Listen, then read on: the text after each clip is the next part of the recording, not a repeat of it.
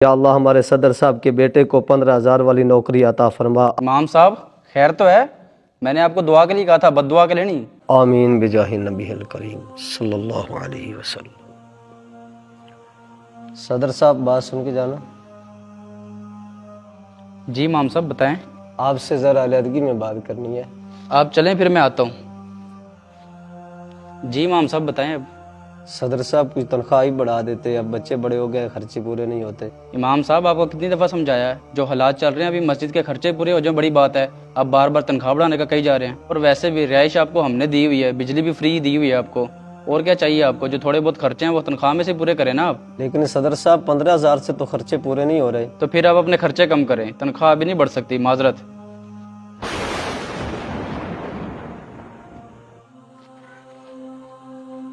दानिश भाई यार, मैंने आपको पहले भी कहा था मेरे से पैसे ले रहे और मस्जिद का थोड़ा सा काम करवा दें।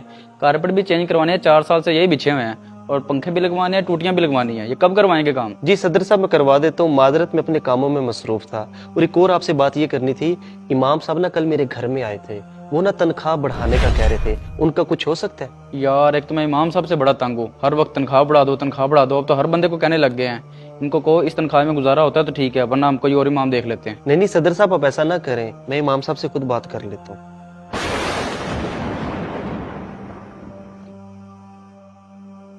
अच्छा, मैंने दानिश भाई के जिम्मे काम लगा दिया है कि कारपेट भी आज चेंज हो जाएंगे, टूटियां भी नहीं लग जाएंगी, और पेंट फिर हम कल करवा लेंगे। वो तो ठीक है सदर साहब, लेकिन इमाम साहब की तनख्वाह भी कुछ बढ़ा दें, वो आजकल बड़े परेशान रहते हैं। जी सदर साहब आप तनख्वाह बढ़ा दें, हम महाना इजाफी पैसे दे दिया करें।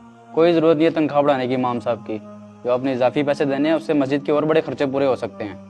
और वैसे भी नमाज का टाइम हो गया, बुलाएं इमाम साहब किधर हैं। इमाम साहब नमाज के बाद दुआ में मेरे बच्चे के लिए भी खुसूसी दुआ कर दीजिएगा, उसकी नौकरी अच्छी लग जाए। अल्लाहु अकबर। अस्सलामु अलैकुम वरहमतुल्लाह, अस्सलामु अलैकुम वरहमतुल्लाह। आमीन अल्हम्दुलिल्लाहि रब्बिल आलमीन वस्सलातु वस्सलामु अला रसूलिहिल करीम।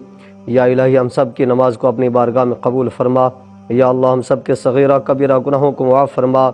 या अल्लाह हमारे सदर साहब के बेटे को 15,000 वाली नौकरी अता फरमा अजमाइन आमीन बिरहमतिक। इमाम साहब खैर तो है, मैंने आपको दुआ के लिए कहा था, बद्दुआ के लिए नहीं। जितनी महंगाई है 15,000 से क्या होता है? सही कह रहे हैं सदर साहब, आपको 15,000 नहीं कहना चाहिए था, आपको कम से कम 25-30 हज़ार रुपया कहना चाहिए था। दानिश भाई हो क्या तुम लोगों को? तुम लोगों को मुल्क के हालात का नहीं पता? कितनी महंगाई है, लाख रुपए में बहुत मुश्किल गुजारा होता है। अच्छा, इसका मतलब आपके इल्म में है सब कुछ।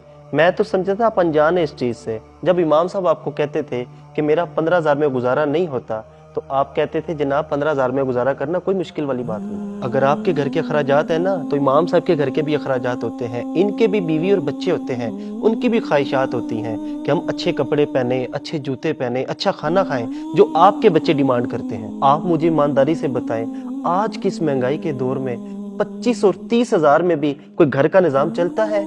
यार इमाम साहब भी तो उसी मुआशरे का हिस्सा है ना। खुदा की कसम, हमारे घरों में अगर कोई फोतकी हो जाए, कोई निकाह वगैरह की तकरीब हो, यहाँ तक कि बच्चा भी पैदा हो जाए, तो सबसे पहले इमाम साहब पहुंचे होते हैं। और आप कह रहे हैं कि जनाब मस्जिद के कारपेट मैंने चेंज करवाने हैं, 4 साल हो गए। यार इसी को धुलवा कर भी तो गुजारा हो सकता है ना।